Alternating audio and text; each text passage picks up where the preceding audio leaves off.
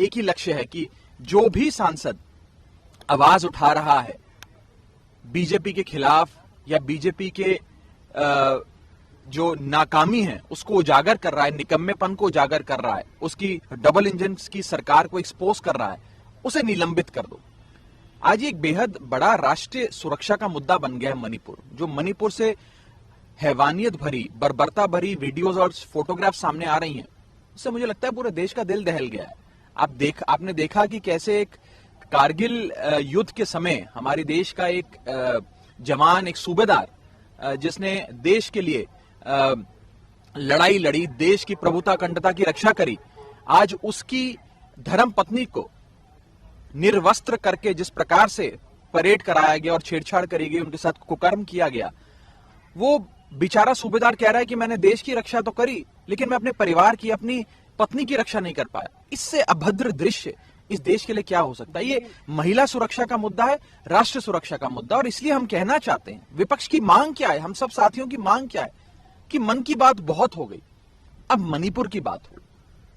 देश के संसद के मॉनसून सत्र में, जो कि अभी सेशन चल रहा है, उस सेशन में अगर मणिपुर की चर्चा नहीं होगी तो कहां होगी? लेकिन गृह मंत्री कह रहे हैं कि हम तैयार हैं, उन्होंने कल बयान भी दिया कि हम दोनों सदनों में चर्चा के लिए तैयार है, विपक्षी बाधा उत्पन्न कर रहा है। विपक्ष तो लगातार नोटिस दर्ज कराकर अपनी बात रख रहा है कि रूल 267 के अंतर्गत बहस कराइए, सरकार बहस शुरू करे, अपना पक्ष रखे, फिर विपक्ष अपना पक्ष रखे, तमाम सदस्य बोलें और इस विचार विमर्श, इस बहस से जरूर कोई समाधान निकलेगा। आज दुख की बात है कि दुनिया के कई बड़े देशों की जो संसद है, यूएस की संसद कह लीजिए और अन्य देशों की संसद कह लीजिए, वो संसद मणिपुर के मुद्दे पर गंभीर है, वो चर्चा करना चाह रही है। दुनिया के कई संसद भवनों में इस पर चर्चा हो भी गई है, लेकिन ये हमारे भारत देश का ही संसद है जिसमें मणिपुर पे चर्चा नहीं हो रही। क्यों नहीं हो रही है, ये मैं पूछना चाहता हूं। एक महत्वपूर्ण विषय आपके सामने रखना चाहता हूं।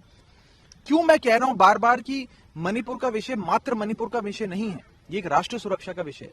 आज के अखबार ही हमें बताते हैं कि मणिपुर में जो आग लगी थी उसकी छींटें आज आसपास के राज्यों पर भी आने लगी हैं।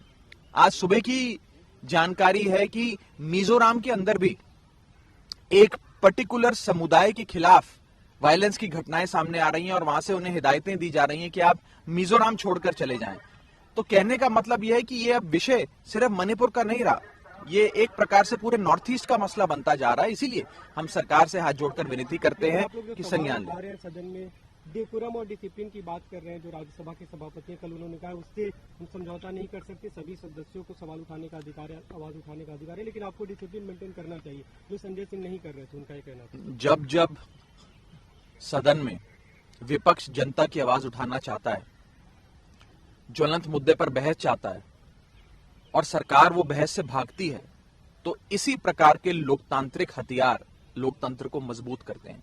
ये मैंने नहीं कहा, ये अरुण जेटली साहब, उस समय के राज्यसभा के लीडर ऑफ अपोजिशन, और सुषमा स्वराज जी, उस समय की लोकसभा की विपक्ष के नेता, उन्होंने ये बात कही थी कि इस प्रकार से विरोध दर्ज करा के सदन को ना चलने देना भी संसद को और देश के लोकतंत्र को मजबूत करता है और संसद को चलाने की जिम्मेदारी सरकार की होती है। ये मैं नहीं कह रहा, बड़े विद्वान, बड़े नेता, इस देश के लीडर ऑफ ऑपोजिशन, केंद्रीय मंत्री रहे अरुण जेटली जी और सुषमा स्वराज जी का कथन है। मैं बीजेपी के लोगों को ये कथन दिखाना चाहूंगा, पढ़ाना चाहूंगा। ने भी एक प्रेस कॉन्फ्रेंस में उन्होंने कहा कि विपक्ष तो शायद फैक्ट छुपाना चाह रहा है, इसलिए इस तरह का विरोध किया जा रहा है और सदन नहीं चलने दिया जा रहा है। कि मैं उनको बस यही कहना चाहूंगा कि मणिपुर के अंदर केवल breakdown of law and order machinery ही नहीं हुआ है, केवल ब्रेकडाउन ऑफ कॉन्स्टिट्यूशनल मशीनरी ही नहीं हुआ है, मणिपुर के अंदर ब्रेकडाउन ऑफ ह्यूमैनिटी भी हो गया है।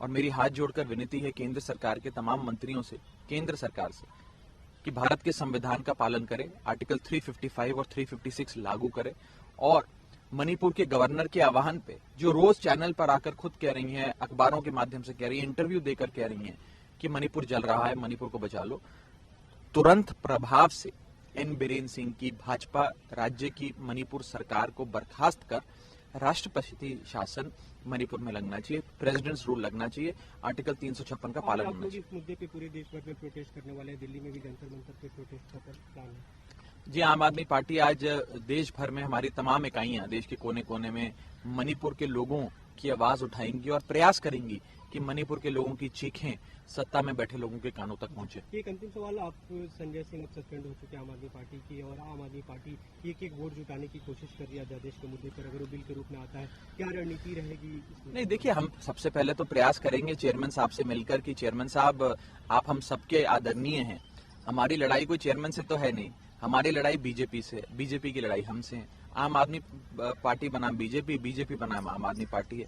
तो हम चेयरमैन साहब से रिक्वेस्ट करेंगे कि बिल्कुल ही डिस्पैशनेटली और पूरी स्वतंत्रता से इस विषय को फिर से देखें, इस पे पुनर्विचार करें, और संजय सिंह की जो सदस्यता को आप लोगों ने निलंबित किया है, उनको सस्पेंड किया है, उसे वापस लें। समय मांग रहे हैं कि आप लोगों ने मिलने के लिए? हमने कल भी जब उनको सस्पेंड किया गया उसके 5-7 मिनट बाद ही उनके चेंबर में जाकर उनसे बैठक करी। लगभग मुझे लगता है 25-30 मेंबर्स ऑफ पार्लियामेंट उनके कमरे में मौजूद थे, अन्य राजनीतिक दलों के एमपीज मौजूद थे, और सिर्फ मैंने नहीं, क्योंकि मैं आम आदमी पार्टी से आता हूं, बल्कि तमाम राजनीतिक दलों के सांसदों ने चेयरमैन साहब से निवेदन किया कि आप इस पर पुनर्विचार करते हुए अपने इस निलंबन को रिवोक करें, और अगर आपको कोई सजा देनी है किसी सदस्य को तो 1 दिन की सजा दे दीजिए, 2 दिन की सजा दे दीजिए, पूरे सत्र के लिए सस्पेंड करना उचित नहीं है। ये हमने हाथ जोड़कर विनती करी है। हम उम्मीद करेंगे कि वे अपने फैसले पर फिर से एक बार विचार करेंगे।